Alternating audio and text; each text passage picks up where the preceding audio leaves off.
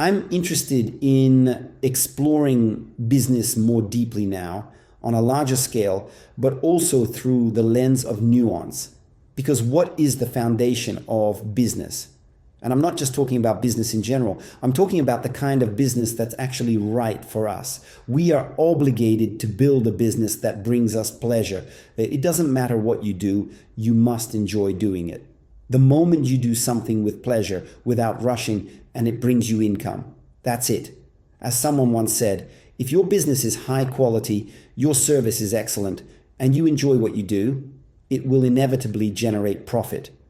The key is not to adjust yourself to the client, but to be clear about who your client actually is.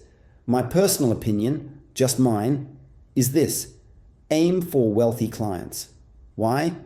Because poverty is a worldview. You hear me?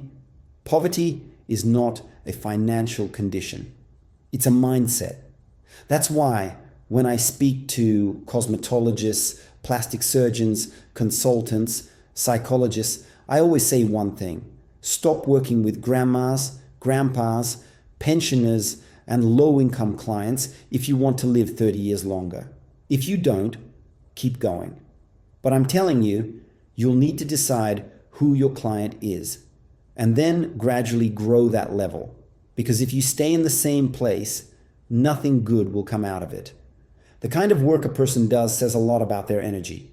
Your work affects you just like the environment you're in. Metaphorically, if you live surrounded by beauty, wealth, and luxury, and you're not clinging to it or showing it off, you'll keep expanding that wealth, that beauty, that luxury. But if you constantly work with low-income people, or even with those below that level, like the homeless, you'll gradually become like them. The principle hasn't changed. Who you spend time with, that's who you become. And here's something else I want to say. Stop trying to save people. I know, these are antisocial things to say. Somebody would be outraged. How can you talk like that? But that's a separate issue. Let's talk about us. And for us, the principle is simple. If you eat clean food, your health is clean. If you eat contaminated food, your health is contaminated. And energetically, it's multiplied by 100.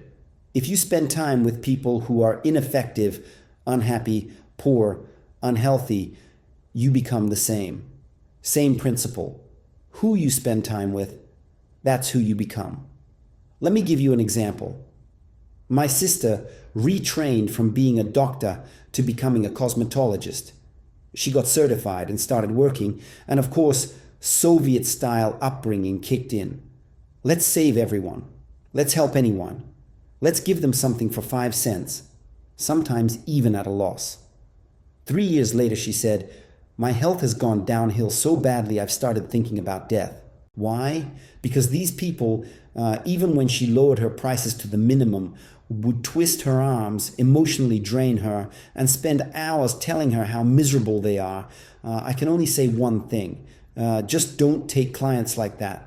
Doesn't matter where you work. You can set your own limits. If it's a restaurant, set your prices. If it's a store, set your pricing. And if you really want to help someone, help them, sure, but outside of where you earn your money. Even better, work with people who are paying full price for a quality service. And both you and the client feel good about it. That's when the money you earn actually serves you. Why? Because I know people who made money doing fake things and ended up paying for it for years. So always do things the way you'd want someone to do them for you if you were in their place.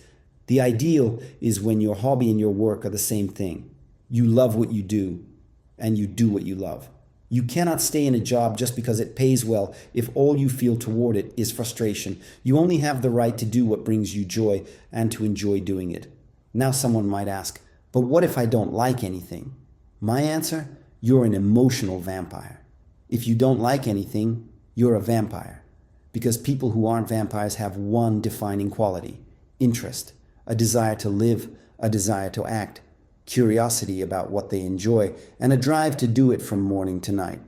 All they need is the right environment, something that lets them do what they love a little less intensely, so they still have time for other activities. because rest is simply a change of activity. First, figure out what you love, and then start doing it with joy. Don't focus on the result. Focus on the process. The result will take care of itself. What matters is that you allow yourself to go after the desire you want to fulfill. And when you do, the money will start showing up to match those desires. When I observed the trend across capital cities around the world, I saw that the most successful people there weren't born in those cities, but those who came from somewhere else. Because the ones born there already had a family apartment. They were living in it. And not all of them, of course. But many just stayed passive. They had everything. But the ones who came in, they not only had to pay rent, they also had to earn enough to buy an apartment like that. And so their scale of thinking began to expand. So the first thing you need to do is decide on the kind of work that actually brings you joy. Then define your clients, the kind of people you're going to offer your service to. If you enjoy pitying others, if you're drawn to compassion and have a deep urge to save everyone, you are not my client. That's not what I do, because you're not aiming to grow, you're aiming to regress. And to regress, you need to find people who are even weaker, which means the resentful, the insecure, the shy, the modest, the sick, the financially unsuccessful. And you go try to save them. I believe in finding the best managers, the best salespeople, the best accountants, the kind of people that when you meet them, you immediately want to meet them again. And even after the conversation, you're in a good mood for a week. You might ask, but what about the others? Let them go and find people like themselves. Let me rephrase. What should we do with a car that no one wants, like some outdated model made just to keep a struggling factory alive? Let them try selling it to someone else. You don't buy a car just to rescue the manufacturer. Let them build something people actually want to drive. Same with shoes. Don't buy shoes 5 sizes too big out of guilt or pity just because someone is desperate to sell them. You decide who your client is and who you'll work with. If you're unsure of yourself, if you're overly sensitive, if you bend to others, if you don't know how to say no, then you either need partners or you'll always be an employee. That's it. The foundation of successful business is knowing how to say no and being able to take responsibility. And like I always say, doing business is actually easy. Just remove the vampires and stop being one yourself. Vampirism is resentment, adjusting yourself to please others, conservatism, rigidity, the urge to explain yourself, to exaggerate, to minimize, to blame, to judge.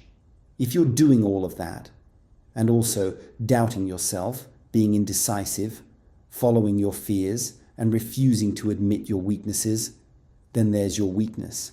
And if on top of that, you're rushing everywhere, trying to rescue those who made bad choices, offering your last bit of money, trying to do everything for them, that's 10 more steps in the wrong direction. So what's the foundation? Be spoiled. Spoil yourself in everything. When you buy furniture, when you buy a car, when you invite someone to a party, when you go out to dinner, when you visit someone's home, choose the gathering with 5 people you truly enjoy, not the one with 150, most of whom you don't even know. Your circle should consist of people who are in unison with you. And if someone isn't, even if they're family, then keep a proper distance.